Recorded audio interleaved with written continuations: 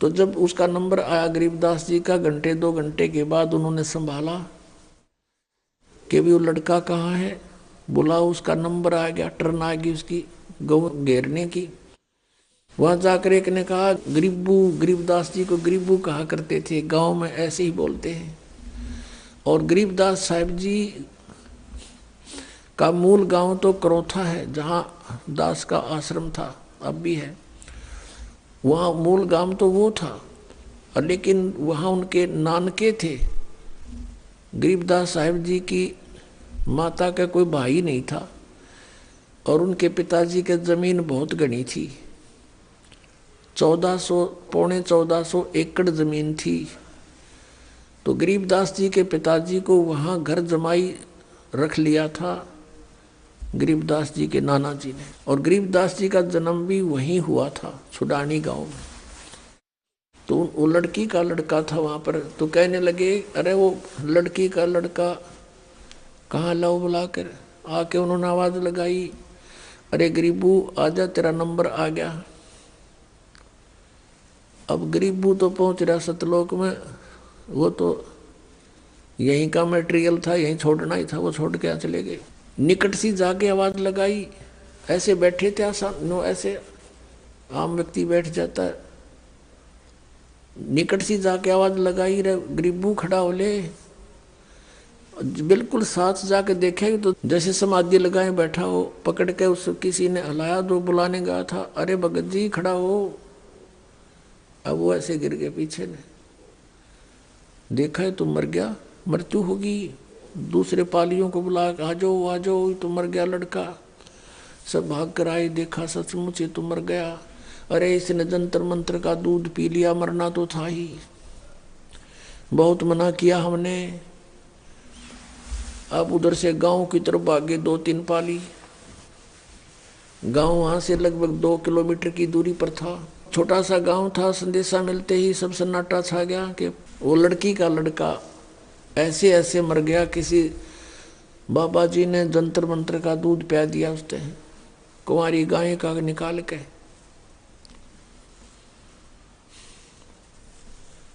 अब माता पिता को जब सुना, इकलौता पुत्र था, वहां के 12 वर्ष के बाद उत्पन्न हुआ था। एकदम दोनों बेहोश हो गए। गांव के लोग उधर दौड़ लिए, जाकर देखा सचमुच लड़का मरा पड़ा है। उठा लाए वहां से। उसको उठा, कहने का भाव है कि शमशान घाट पर चिता पर रख दिया, लकड़ी डाल के जलाना शेष था। उसी समय परमेश्वर ने देखा कि ये तो इसके शरीर का नाश कर देंगे, और कहा बेटा जा तू जल्दी कर। उनको सेकंड के अंदर वापस भेज दिया। शरीर में प्रवेश हो गए। प्रवेश होते ही वो एकदम अपने आप जो बंधन बांध रखे थे शव के ऊपर टूट गए। ऐसी हलचल हुई, एकदम उठ गए। उठ के नीचे उतर के खड़े हो गए बच्चे। सब ने खुशी मनाई, लड़का जीवित हो गया, लड़का जीवित हो गया। लेकिन लड़का जीवित तो हो गया, लेकिन वो बोल कुछ और रहा था। पहले वाली वाणी नहीं बोल रहा था, भाषा नहीं थी। वो अमृत ज्ञान जो परमात्मा ने उनके अंतःकरण में फीड किया था, और आंखों देखा जो उन्होंने सब कुछ देखा था, अब वो बोल रहा था। झूठे सुख को सुख कहे, ये मान रहा मन मोदे।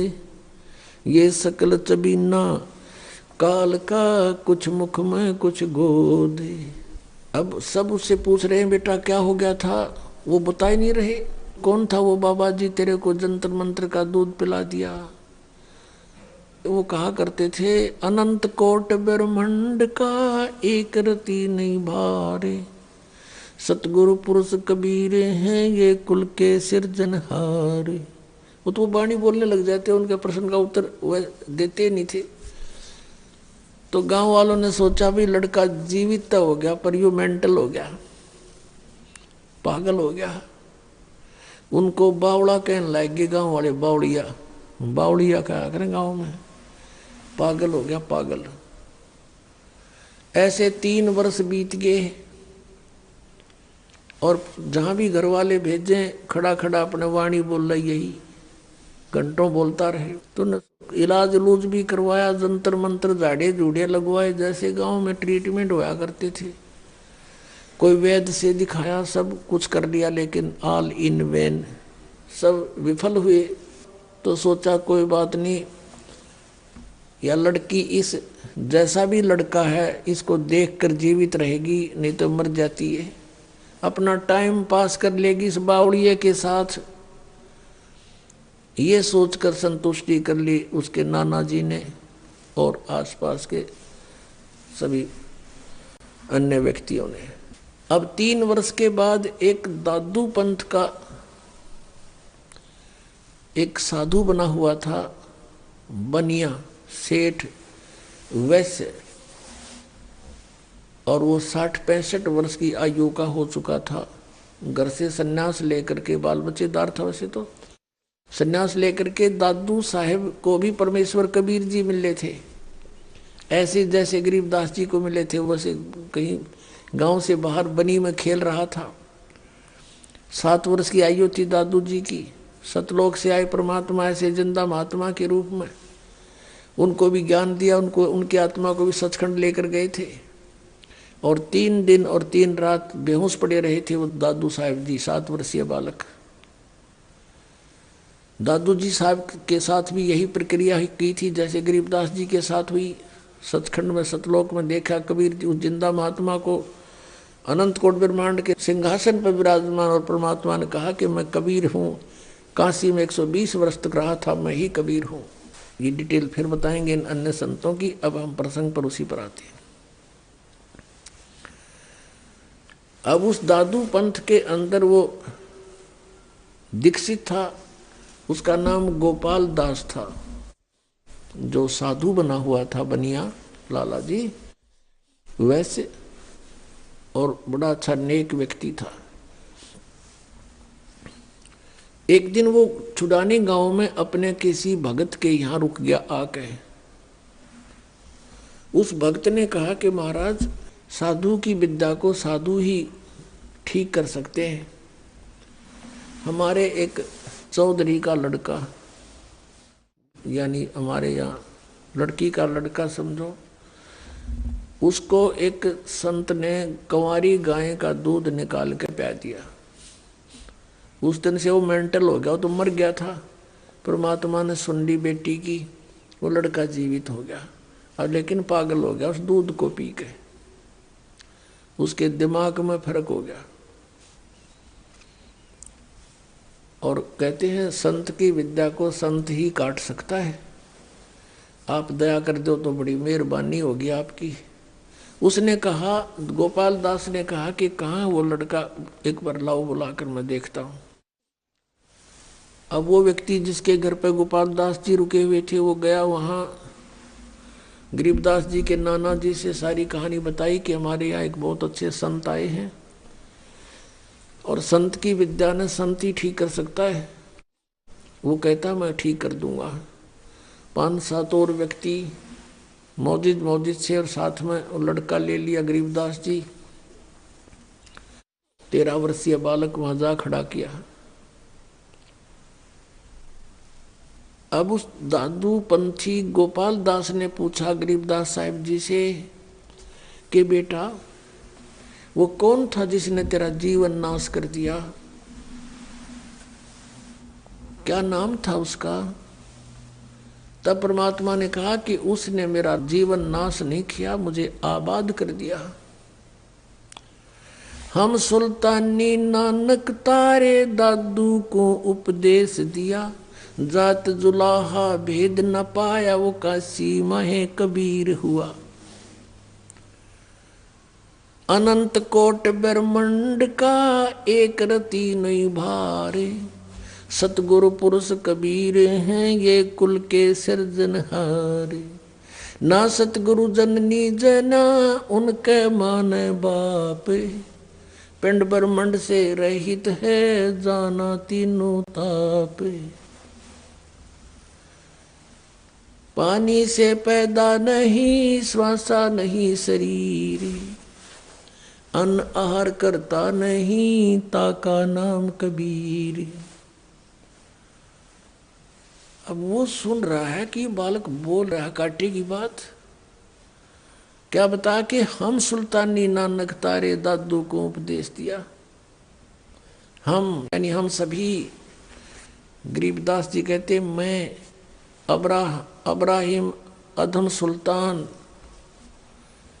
जिसको सुल्तानी कहते हैं, हम सुल्तानी नानक तारे और तेरे दादू को उपदेश दिया। वो जात दुल्हा भेद ना पाया काशी माहे कबीर हुआ। वो कबीर अनंत कोट ब्रह्मांड का एक रति नहीं भार, और सतगुरु पुरुष कबीर है, वो कुल के सृजनहार। बहुत देर तक परमात्मा ने वाणी सुनाई, और वो 65 साल का बूढ़ा जो देखे मटर मटर आया था, उसका दाढ़ी लान झाड़ा लग गया उस गोपाल दास के। अब उसने देखा तो जानकार था, दादू साहब की वाणी भी पढ़ा करता था कि ये तो बहुत अनमोल ज्ञान है, और यदि ये लिपिबद्ध हो जावे कलयुग में बहुत जीवों का उद्धार होगा। वो 65 साल का महात्मा खड़ा होकर कहता 13 वर्ष के बालक को कि महाराज जी ये वाणी लिखवा दो। मैं वाणी लिख लूंगा, लिखवा दो भगवान, सबके काम आओगी। अब गरीबदास जी चल पड़े फिर वहां से, उसकी बात नहीं सुनी। अब वो गांव वाले सोचते हैं कि वही इस लड़के में तो कसूती बला है, बाबा जी के भी जंतर मंत्र कर दिया, यो भी सही ओड बोला है, इसमें कोई भयंकर शक्ति है, भयंकर कोई इसके अंदर प्रेत बाधा है। ये बाबा जी भी सह के साथ हो लिया, हाथ जोड़ के पीछे पीछे चल पड़ा। अब 3 दिन तक गोपाल दास उनसे रह कर मिलते रहे, प्रार्थना करते रहे। तीसरे दिन गरीबदास जी ने कहा कि भक्त यदि सारी लिखे बीच में छोड़ कर ना भागे तो लिखवाऊं मैं। तो गोपाल दास ने कहा महाराज जी मैं तो घर से फारिग हूँ, कति फ्री होकर आया हूँ, कोई काम नहीं मुझे, आप दया करो। परमात्मा ने कहा ले आ कागज और कलम अपनी। अब गरीबदास जी के एक बेरी का बाग था, बेरी बड़बेरिया का बाग था, उसमें एक जंडी का पेड़ था। वहाँ उस समय ऐसे ही हुआ करते थे, रेगिस्तान टाइप से था वो क्षेत्र पहले, जांडी के पेड़ बहुत हुआ करते थे, जैसे आजकल राजस्थान में होते, इस तरह की स्थिति थी। तो वहां बैठकर जांडी के पेड़ के नीचे गरीबदास जी बोला करते थे, गोपाल दास दादू पंथी लिखा करते थे। उसमें लिखा है कि 6 महीने तक ऐसा वो लिखते रहे, तो तब ये ग्रंथ, ये वाणी लिखी गई। और भी फिर कभी कभी मूड माकर बोलते थे, वो चलते फिरते वो भी लिख लिया करता था, उसके साथ रहने लगा कुछ दिन। तो फिर वही बोला हुआ आंखों देखा हाल ऊपर का जो गरीबदास जी ने परमात्मा के साथ जाकर देखा था, वो आंखों देखा अपनी इस अमृत वाणी में लिखा है। अपने आत्माओं,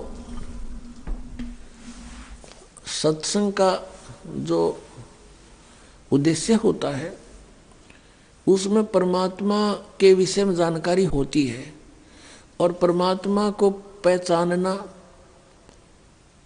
कि कौन है परमात्मा और कैसा है भगवान और कैसे मिलता है, वो कहाँ रहता है, ये 4 वस्तु क्लियर होनी चाहिए तो सत्संग है। नहीं तो भगवान की प्रभुता के गुण, महिमा के गुण कितने गा लो, जब तक भगवान मिला नहीं तो उनकी महिमा करते रहने से हमें लाभ क्या होगा। जैसे बिजली के गुणों का ज्ञान है, बिजली पंखा चलाती है, बल्ब जगाती है, बड़ी बड़ी फैक्ट्रियों को चलाती है, और नीचे से जल निकाल देती है, आटा पीस देती है, पशुओं का चारा काट देती है, कट कट कट करके। तो ये तो गुण है, इनको गाते रहो, बजाते रहो, ढोल पीट कर गाने लग जाओ, अख्तारी बनाकर गाने लग जाओ। जब तक बिजली का कनेक्शन नहीं मिलेगा, जिन गुणों का ज्ञान दिया जाता था वो गुण प्राप्त, लाभ प्राप्त हो नहीं सकते। वो गुण जो हम गाते हैं बिजली में, वो जो कि तो विद्यमान है, पर वो प्राप्त कैसे होंगे, कनेक्शन लेना पड़ेगा उसका। इसी प्रकार परमात्मा की महिमा के कितने ही शब्द गा लो, वाणी बोल लो, उनको गढ़वे बेंजू बांध के सारंगी सुरंगी पे वहाँ गा लो, परमात्मा ये कर देता है, परमात्मा ये कर देता है, भगवान ऐसा सुखदाई है, भगवान ऐसा सुखदाई है। वो तो है ही, अच्छी बात है, उसके गुणों का परिचय होना चाहिए, लेकिन यही करते रहे और कनेक्शन ना मिला, भगवान मिला नहीं तो व्हाट इज यूज। इसका लाभ क्यों गाने और बजाने और सत्संग करने का, यूजलेस। तो सत्संग के अंदर ये कंसेप्ट क्लियर होना चाहिए कि वक्ता के बताना चाहे है और क्या प्रमाण है उसका। अपनी अपनी कह गई इस दुनिया की माँ, बिन साहिब की बंदगी कहीं ठोर ठिकाना ना। अपनी अपनी सब डफली पीट रहे हैं और यहाँ तक सिद्धांत बना दिया कि संत जो कहते हैं वो सारी सच्ची, संत जो कहते हैं वो सच्ची है, लेकिन असंत जो कहते हैं वो सब झूठ होती है। संत और असंत का कहाँ से पता लगेगा? संतों की वाणी सदग्रंथों से मेल खाती है और सदग्रंथों से मेल नहीं खाती है तो वो असंत है। अपनात्माओं, अब संत और असंत का प्रमाण दिखाते हैं। परमात्मा क्या लीला करता है वो कहाँ से हमें पता चला? अब हमने आदरणीय गरीबदास साहिब जी या आदरणीय नानक साहिब जी या अन्य आदरणीय संतों की जो वाणी है वो तो हमने कभी सुनी नहीं थी, केवल कभी पढ़ते थे, एक आध दोहा, दो चार दोहे हमारी पाठ्यक्रम की पुस्तकों में आती थी, वो औपचारिक से होते थे और हम अधिकतर विश्वास यही करते थे कि जो गीता जी में ज्ञान है भगवान का, उस जैसा ज्ञान नहीं, और जो वेदों के अंदर लिखा है वही परमात्मा का विधान सही है। लेकिन वेदों को कोई समझ नहीं पा रहा, वो संस्कृत भाषा में। पवित्र हिंदू समाज के अंदर कोई यूं कहने वाला नहीं है व्यक्ति कि वेद गलत है, लेकिन अब काल ने नास्तिक बनाने था, इसलिए एक पंथ खड़ा कराया है राधा स्वामी, और उसी पंथ से निकला है धन धन सतगुरु सच्चा सौदा सिरसा, उसी से निकला है मथुरा के अंदर जय गुरुदेव पंथ, उसी से दिल्ली में श्रावण कृपाल मिशन, उसी से आगरा से चला है वो शिवदयाल जी से चला था, और वही व्यास के अंदर। ये क्या कहते हैं कि हमारे गुरुओं का ज्ञान वेदों और गीता से भी ऊपर का है, हमने वेदों और गीता की आवश्यकता नहीं, इन्होंने ये और बैठाना शुरू कर दिया। अब पहले थोड़ा सा उनके गुरुओं का ज्ञान दिखाते हैं वो वेदों से कितना उत्तम है। एक पुस्तक है सारवचन राधा स्वामी वार्तिक, और ये लगभग 150 वर्ष पहले की बोली हुई वाणी है, इन्होंने लिख रखा पहले से ही अमृत वचन समझ के, और आज तक ये राधा स्वामी में इतना लाखों करोड़ों की संख्या में अनुयायी वहाँ बैठे हैं बेचारे, उनको इन्होंने समझ में नहीं आई यो गुग्गू बोल के था, यो शिवदयाल जी के वचन सुनाया करता। देखो अब दिखाते हैं आपको, ये है सारवचन राधा स्वामी वार्तिक, एक पुस्तक है, प्रकाशक हैं जगदीश चंद्र सेठी, सेक्रेटरी राधा स्वामी सत्संग ब्यास, डेरा बाबा जयमल सिंह पंजाब। मुद्रक हैं लक्ष्मी ऑफसेट प्रिंटर दिल्ली से। इस भूमिका से बहुत सा कंसेप्ट क्लियर हो जाता है। सारवचन राधा स्वामी वार्तिक, ये पुस्तक में जो वचन है हजूर स्वामी जी महाराज के वचनों का संग्रह है। अले स्पष्ट हो गया बात कि सारवचन राधा स्वामी वार्तिक पुस्तक में हजूर स्वामी जी महाराज के वचनों का संग्रह है। शिवदयाल जी फाउंडर ऑफ द राधा स्वामी पंथ के विचार हैं ये वचन सत्संगों अन्य चर्चाओं के दौरान सत्संगियों ने नोट किए थे। स्वामी जी महाराज के परम धाम सिधारने के कुछ वर्ष बाद इनका संग्रह करके पुस्तक के रूप में छपवाया गया। सन 1902 में बाबा जयमल सिंह जी महाराज ने सारवचन राधा स्वामी वार्तिक को पहली बार गुरमुखी लिपि में छपवाया। प्रस्तुत पुस्तक उसी प्रथम गुरुमुखी संस्करण के अनुसार है और अब इसका हिंदी संस्करण प्रकाशित किया जा रहा है। 1902 को आज 2012 हो गए, 110 वर्ष हो गए इस अड़ंगे न पढ़ते ने और छाती कलाई बैठे बोली आत्मा एक परम धनी के वचन जान के। अब देखो, अब स्वामी जी महाराज कौन है? स्वामी जी महाराज का शुभ नाम सेठ शिवदयाल सिंह जी था। आपने 25 अगस्त 1818 में आगरा शहर में जन्म लिया। आपके पिताजी का नाम सेठ दिलवाली सिंह जी था तथा माता जी का नाम महामाया जी था। आपके पूर्वज पंजाब के रहने वाले थे तथा घर में गुरु ग्रंथ साहिब का पाठ किया जाता था। आपके माता पिता हाथरस के प्रसिद्ध संत तुलसी साहिब के भक्त थे। स्वामी जी महाराज ने भी तुलसी साहिब की काफ़ी संगति की थी। शिवदयाल जी ने भी उस हाथरस वाले प्रसिद्ध संत तुलसी साहिब की बहुत सी बातें ज्ञान सुना था। स्वामी जी महाराज ने तुलसी साहिब की काफ़ी संगत की थी। बचपन से ही स्वामी जी महाराज का रुझान अध्यात्म की ओर था। आपने एक कमरे में बैठकर 17 वर्ष सुरत शब्द योग का अभ्यास किया। ये 8 योग डले डोए, इसका रिजल्ट क्या है? और सन 1861 में बसंत पंचमी के दिन खुले तौर पर आम सत्संग और सुरत शब्द योग का उपदेश शुरू किया। 18 साल तक एक कोठड़ी में बैठकर डड़े डोके साधना करके और के सत्संग शुरू किया, वो दिखाते हैं आपको। ये वचन बोले फिर उन 18 साल की साधना के बाद। ये है सारवचन वार्तिक। ये वचन दफा 1। अब दफा 1 में हम यहाँ पर डांगे। ये शिवदयाल जी के अमृत वचन आपको सुना रहे हैं, राधा स्वामी पंथ के प्रवर्तक के। सिर्फ काम इतना है कि इंसान यानी मनुष्य अपनी सूरत यानी रूह को उसके खजाने और निकास यानी मुकाम सतनाम और राधा स्वामी में पहुंचावे आगे लिखा है।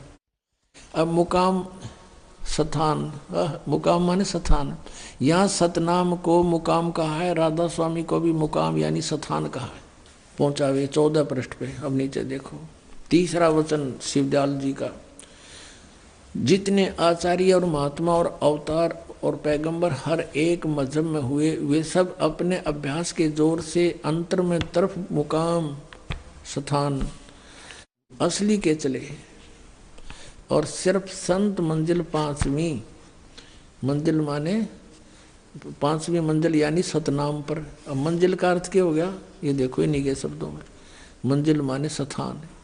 अब यहाँ संत सिर्फ मंजिल 5वीं मंजिल यानी 5वें स्थान सतनाम पर, और कोई बिरले संत मंजिल 8वीं यानी राधा स्वामी पद तक पहुँचे। यहाँ दोनों सतनाम और राधा स्वामी स्थान सिद्ध हो गए, स्थान मंजिल। अब यहाँ 15 पर देखना, वचन नंबर 4 में तक कमाल कर दिया, रिकॉर्ड तोड़ दिया। सारवचन वार्तिक भाग 1 है ये। अब चौथे वचन देखिए इनका। अब समझना चाहिए राधा स्वामी पद सबसे ऊंचा मुकाम है, स्थान है, और यही नाम कुल मालिक और सच्चे साहिब और सच्चे खुदा का है। इस मुकाम से यानी राधा स्वामी स्थान से, इस मुकाम से 2 स्थान नीचे सतनाम का मुकाम है। और इनके देखियो रे, और तेरा गजब भैया, वहाँ सतनाम को स्थान सिद्ध किया इन्होंने। तो कहते हैं स्थान का स्थान है, मुकाम माने स्थान, स्थान का स्थान है। बालक भी ना बोल रहा ये वचन, जिनके परम धनी बोल रहा है। और मुकाम है कि जिसको इस सतनाम को आगे डिफाइन किया है, परिभाषित किया है संतों ने। आगे परिभाषित करता हुआ कहता है कि संतों ने अपनी अज्ञानता को और संतों के साथ मिला रहा है। किसी संत ने ऐसा नहीं लिखा जैसा इसने बोला है। सतनाम का मुकाम, और जिसको इस सतनाम को आगे डिफाइन किया, परिभाषित किया कि संतों ने सतलोक को, इस सतनाम को सतलोक, सचखंड और सार शब्द, सत शब्द और सतनाम और सतपुरुष करके बयान किया है। पुण्यात्मों, जब तक हमें ज्ञान नहीं था तो हमें ये नकली संत इसे दिखाई दिया करते जैसे परमात्मा से मिल चुके होंगे। जिस व्यक्ति ने ये नहीं मालूम ये सतनाम है क्या, कहीं तो इसको कहते सतपुरुष भी सतनाम, सारनाम भी सतनाम, सार शब्द भी सतनाम, और सतलोक भी सतनाम, सतपुरुष भी सतनाम, और सतनाम भी सतनाम, और सतनाम सतान। बताओ इन कहाँ कहाँ से रोए। आगरा से श्री शिवदयाल जी जो राधा स्वामी पंथ के प्रवर्तक हैं, उनके सीधे से माने जाते हैं श्री जयमल सिंह जी, जिन्होंने ब्यास में डेरा स्थापित किया। और जयमल सिंह जी के सीधे से श्री सावन सिंह जी, और श्री सावन सिंह जी के शिष्य कौन कौन, श्री बलोचिस्तानी शाह मस्ताना, श्री खेमामल जी, जिन्होंने सच्चा सौदा सिरसा का डेरा स्थापित किया। यानी सच्चा सौदा सिरसा और जगमालवाड़ी, ब्यास डेरा, आगरा वाला, और आगरा से ही निकला है जय गुरुदेव पंथ मथुरा वाला, आगरा से निकला है भिवानी में दिनोद वाला, ताराचंद वाला। ये सभी श्री शिवदयाल जी के विचारों का ही एक प्रवाह है, यही विचार सबके अंदर विद्यमान है। अब श्री सावन सिंह जी में क्या ज्ञान था, श्री सावन सिंह जी का शिष्य था बलोचिस्तानी शाह मस्ताना, तो वो ज्ञान उनके पास भी वही है।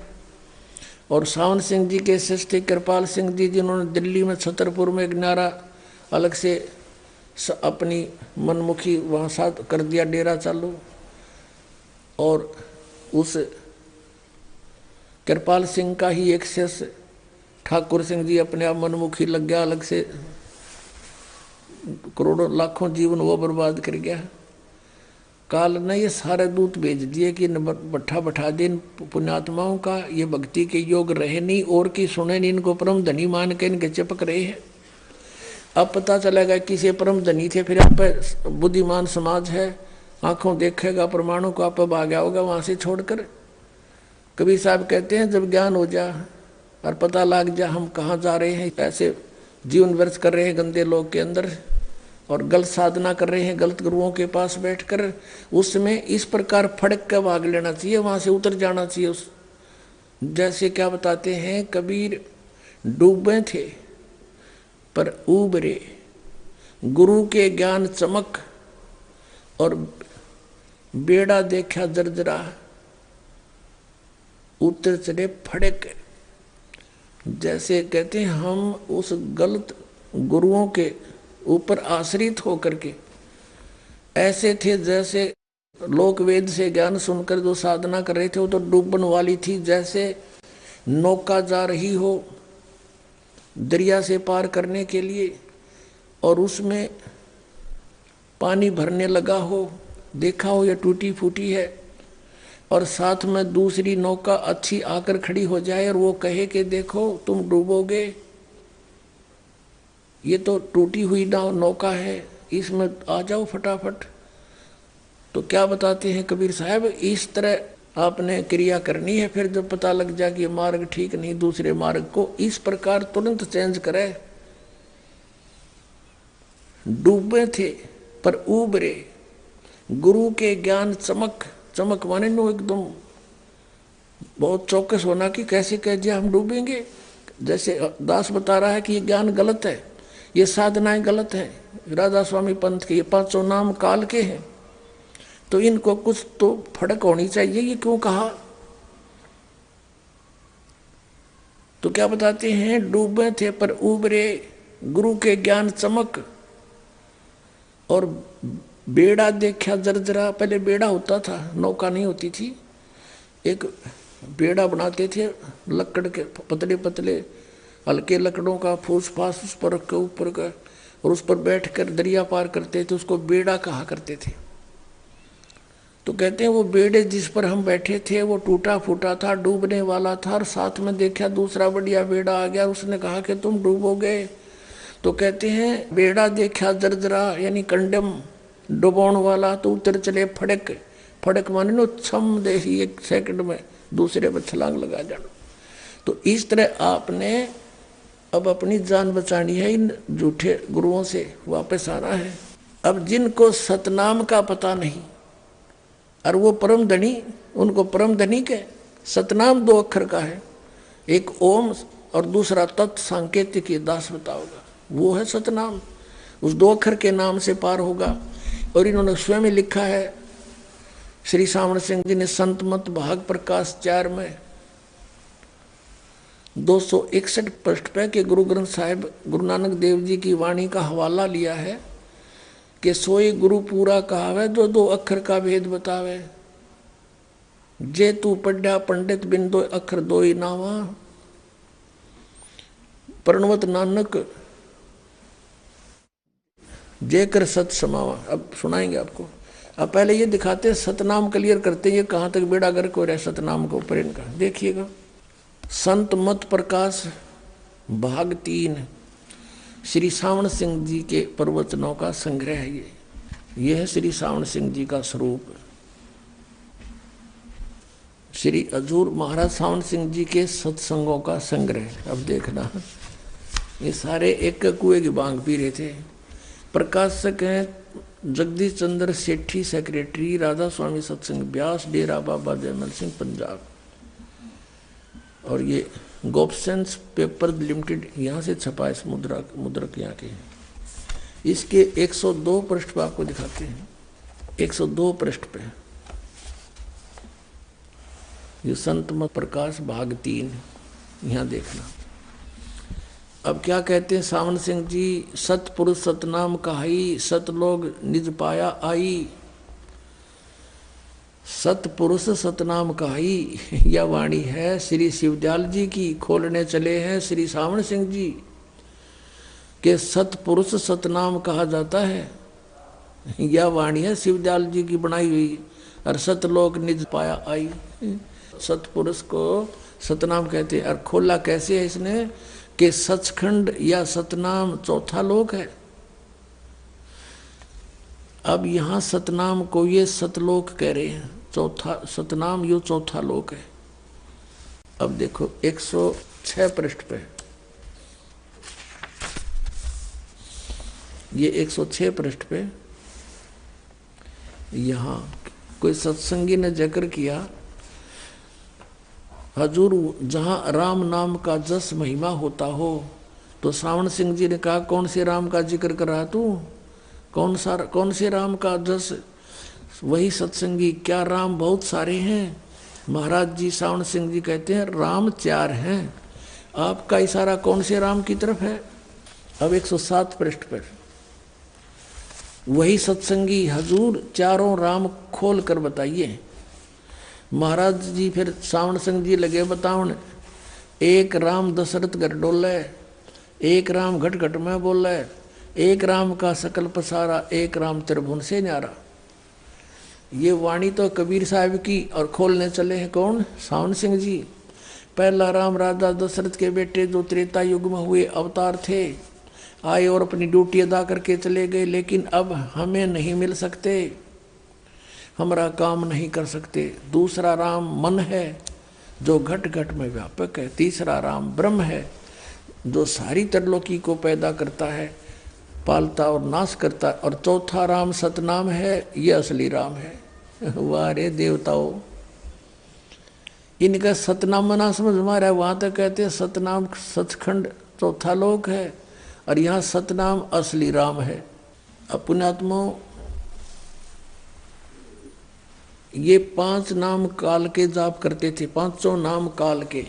अभी आपने श्री शिवदयाल जी की जीवनी में देखा कि इनके घर पे, यानी राधा स्वामी पंथ के प्रवर्तक के घर पे तुलसीदास हाथरस वाले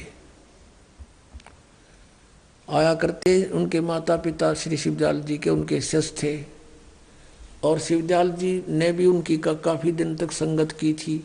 तो उसने इनसे हटकर ये 5 नाम लेकर और अपना न्यारा पंथ चालू कर दिया शिवदयाल जी ने। अब तुलसीदास जी कहते हैं 500 नाम काल के जानो। ये देखिए, ये घट रामायण तुलसी साहब हाथरस वाले की, ये भाग 1 है। ये भाग 1 सतगुरु तुलसी साहब हाथरस वाले की रची हुई यह ग्रंथ 2 प्रमाणिक लिपियों का मिलान करके बड़ी शुद्धता से 2 भागों में पूरा पूरा छापा गया, जीवन चरित्र सहित। अब इसके 27 पृष्ठ पर आपको दिखाते हैं। ये पीछे से कोई जिक्र चलता आ रहा है, उसके ऊपर आगे डिफाइन किया गया है भेद पिंड और ब्रह्मांड का। यहाँ कहा कि अंतर गुफा तहाँ चल जाऊं जहाँ साहेब के दर्शन पाऊं, 500 नाम जीव जब भाख्या, 6वां नाम गुप्त कर राख्या। 500 नाम काल के जानो, ओए होए 500 नाम काल के जानो, तब दानी मन शंका आनो। अब इन 5 नामों से एक छठा नाम और है, वो गुप्त है। परमात्मा कबीर साहब बताएंगे इसके विषय में। निर्गुण निराकार निर्वाणी धर्म राय ये 5 बखानी, जीव नाम निज कहे विचारी, जान बूझ दानी झकमारी। जीव वचन दानी सुनो विधि बात हमारी, हम चले जाऊं पुरुष दरबारी। सुरत नृत ले लोक सिधाऊं, आदि नाम ले काल गिराऊं। इन 5 नामों से अलग है ये आदि नाम। और सत नाम ले जीव उबारी, अस चल जाऊं पुरुष दरबारी। पुरुष माने सतपुरुष के दरबार में ऐसे जाऊंगा, सतनाम ले जीव उभारी। ये सतनाम 2 अक्षर का है और आदि नाम इससे अलग है, ये सार नाम है। इस सतनाम के 2 अक्षर का और ये 1 अक्षर का, ये तीनों मिलकर 3 होते ओम तत्, तो ये सतनाम है। और सत्य आदि नाम यानी सार नाम। अब तुलसी साहेब हाथरस वाले तो कहते हैं 500 नाम काल के हैं, इनसे अलग है मोक्ष का मंत्र है सतनाम, वो 2 अक्षर का है। और आदि नाम भी तीसरा है, वो सार नाम है। इनसे 3 नामों से मोक्ष होगा और वो इनके पास है नहीं। राधा स्वामी वालों के पास, जय गुरुदेव वालों के पास, मथुरा वालों के पास और धन धन सतगुरु वालों के पास। धन धन सतगुरु सच्चा सौदा सिरसा वालों ने थोड़ी चतुरता दिखा दी। उन्होंने किसी ने टोक दिया कि तुम 500 नाम काल के जाप कर रहे हो, उन्होंने तुरंत बदल लिए नाम के नाम बना लिए सतपुरुष अकाल मूर्त शब्द स्वरूपी राम। बता ये फूटे भाग हमारे ऐसे मिल गए तारण हारे। अब सतपुरुष कहो, सत अकाल मूर्त कहो, शब्द स्वरूपी राम कहो, ये एक ही उस परमेश्वर की महिमात्मक शब्द है। सतपुरुष जो सत कभी समाप्त नहीं होता, अविनाशी प्रभु। अकाल मूर्त जिस साकार परमात्मा की कभी कभी नाश ना हो, कभी उसका काल नहीं आवे, अकाल मूर्त यानी अविनाशी परमात्मा। शब्द स्वरूपी राम परमात्मा शब्द रूप में है, यानी वो शब्द अविनाशी है, कभी नाश नहीं होता, तो इसका शब्द स्वरूपी राम का भी अविनाशी राम। यानी जैसे जल पानी नीर, जल पानी नीर कहता रहे,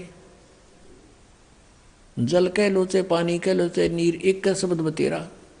लेकिन इसका रट्टा लगाते रहने से जल पानी नीर प्राप्त नहीं हो सकता, उसका प्रोसेस अलग है, उसके पाने का प्रोसीजर अलग है।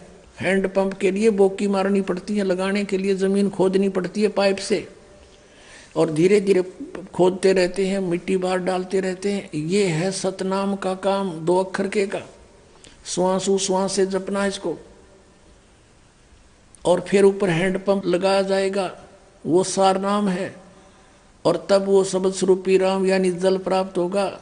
जल पानी नीर, जल पानी नीर कहने से नहीं मिलेगा। अकाल पूर्ण शब्द स्वरूपी राम सतपुरुष कहने से वो सतलोक नहीं मिल सकता, परमात्मा सतपुरुष प्राप्ति नहीं हो सकती।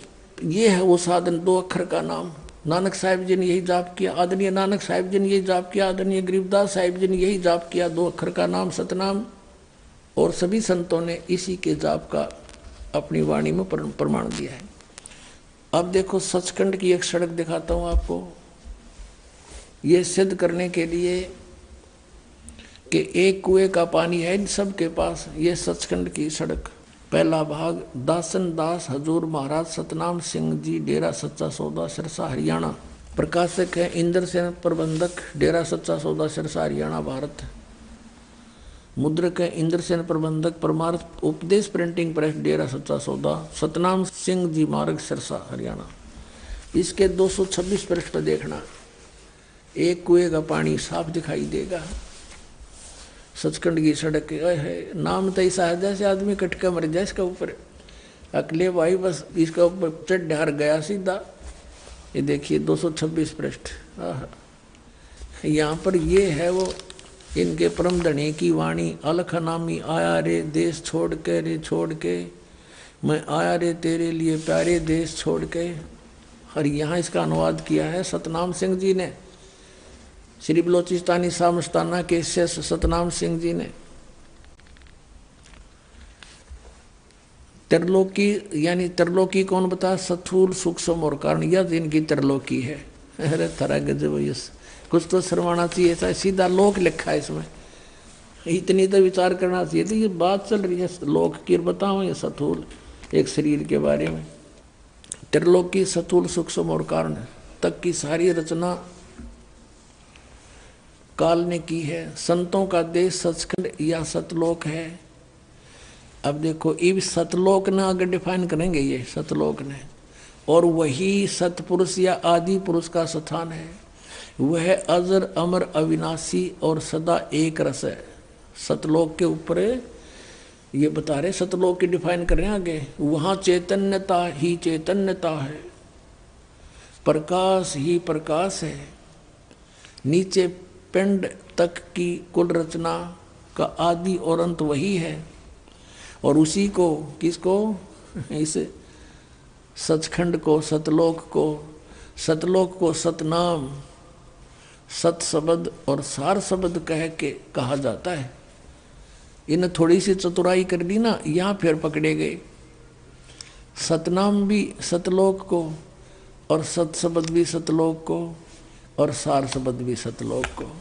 और फिर यहाँ लिखा है 227 पृष्ठ पे, जब हम दो से मालिक के अंदर समाकर एक रूप हो गए थे तो हमारा चित्त इस जल तेज बल भट्ट से मैं आने को नहीं मानता था। अब यहाँ कहते हैं उसमें जाकर हम समा गए, दो थे और फिर उसमें जाकर हम एक हो गए। वही ज्यों की तो थ्योरी समझ लेना इन सब की। अपनात्माओं, जो दास ने आपको कथा सुनाई कि परमात्मा पूर्ण ब्रह्म सतपुरुष सतलोक से चलकर आए और आदरणीय गरीबदास साहिब जी को गांव छुड़ानी जिला झज्जर में मिले, उनको ऊपर लेकर गए, सचखंड में सब कुछ दिखाया, तो अपने उस दृढ़ भगत ने आकर के फिर उनकी आंखों देखी वाणी को ढोल के डंके पर कह कह के सुनाया। और जो आज वाणी वो हमारे साथ है, हमारे पास उपलब्ध है। तो ऐसी लीला परमात्मा किया करता है। ये कहाँ प्रमाण है? हमारे वेदों में प्रमाण है। और ये सचखंड के मालिक बने बैठे राधा स्वामी पंथ, धन धन सतगुरु पंथ, जय गुरुदेव पंथ, मथुराला, इनको कह का नहीं पता भक्ति मार्ग का। और बात बनाने क्यों, साढ़े गुरुओं का ज्ञान तो वेदों से भी ऊपर का है। अब दिखा दिया इनका वो ज्ञान। अब दिखाता हूं ऋग्वेद मंडल नंबर 9। ओए होए, परमात्मा पुण्यात्माओं ऐसे पहचाना जाता है हमारे सदग्रंथों में। जैसे परमेश्वर कबीर जी कहते हैं, धर्मदास जी से कहा था कि वेद मेरा भेद है, मैं ना वेदन के माही, और जौन वेद से मैं मिलूं ये वेद जानते नाही। मेरी महिमा का गुणगान चारों वेद करते हैं, लेकिन उन वेदों में मुझे पाने का तरीका नहीं है। महिमा सारी मेरी ही कही जा रही है। अब देखो वो ज्ञान आज समझ में आया। देखना ऋग्वेद मंडल नंबर 9। एक कमाल की बात ये देखने वाली है। प्रकाशक हैं सार्वदेशिक आर्य प्रतिनिधि सभा, महर्षि दानंद रामलीला मैदान नई दिल्ली से। और इन्होंने लिखा महर्षि दानंद सरस्वती कृत, मुद्रक Prince offset printers 1510 Pataudi house Daryaganj नई दिल्ली से ये छपी है। अब हम आते हैं ये है ऋग्वेद मंडल नंबर 9 सूक्त 86 का मंत्र 26। यहाँ पर सपट है कबीर अतो कबीर, हम इसको कबीर बोलते हैं, कबीर व को ब बोलते हैं, हम वेदों को वेद बोलते हैं। तो इसका महिमा है यहाँ पर यज्ञ करने वाले यजमानों के लिए परमात्मा, यज्ञ माने धार्मिक अनुष्ठान करने वाले यजमान माने भक्तों के लिए परमात्मा सब रास्तों को सुगम करता हुआ उनके विघ्नों को मर्दन करता है, उनके विघ्नों का नाश कर देता है, संकटों का, और उनको पवित्र करता हुआ और अपने रूप को निर्निजम, अपने रूप को सरल करता हुआ। ओह, सतलोक में परमात्मा का तेजोमय शरीर है, एक रूप में करोड़ सूर्य मिला दे, करोड़ चंद्रमा, उससे अधिक शोभा। यदि वो परमात्मा उस रूप में यहाँ आ जाए तो हम सब की आंखें बंद हो जाए, हम देख नहीं सकते। अपने रूप को हल्का तेज पुंज का हल्का करके सरल करता हुआ वह कांति में परमात्मा सर्वज्ञ, इन्होंने कबीर का अर्थ सर्वज्ञ कर दिया। इसको यहाँ से यहाँ ऐसे लिखा और इसका अर्थ कर दिया सर्वज्ञ। अपने आत्माओं, इन्होंने जैसे ये यजुर्वेद है, अब हम फिर थोड़ा सा इस कंसेप्ट क्लियर करेंगे। जैसे हम कबीर को कबीर देव बोलते हैं, कबीर, हम फिर कबीर साहब कहने लगे, तो इन्होंने यजुर्वेद है, ये महर्षि दानंद का अनुवादित है। प्रकाशक है सार्वदेशिक आर्य प्रतिनिधि सभा 2/5 महर्षि दानंद भवन, रामलीला मैदान, नई दिल्ली से। और इसका अनुवादक है महर्षि दानंद सरस्वती, और ये यहाँ से छपी है। मुद्रक है Prince offset printers 1510 Pataudi house Daryaganj नई दिल्ली से। इसके 36 नंबर अध्याय में यजुर्वेद का वर्णन है, यजुर्वेद का, ये देखिएगा। ये है 36 अध्याय, 36वां अध्याय, और ये मंत्र नंबर 1 में क्या लिखा है, रेचम वाचम प्रपदे मनो यजु। अब यहाँ यजु शब्द है और इसका अनुवाद महर्षि दानंद ने अपने कर कमलों से किया है। देखना, यहाँ यजु का अर्थ यजुर्वेद कर दिया, ये बिल्कुल सही किया, ऐसा ही करना चाहिए। यदि इस यजु का यहाँ कोई अर्थ कर देता और ये महिमा थी यजुर्वेद की, तो उस यजुर्वेद से तो हम फिर वंचित रह जाते, किसके बारे में कहा गया। तो ये यहाँ यजुर्वेद सही लिख दिया। तो जैसे जहाँ पर कवि है इस तरह कबीर ही लिख रखा है उन्होंने, तो वहाँ लिखना पड़ेगा कबीर देव, बस इतनी सी बात है।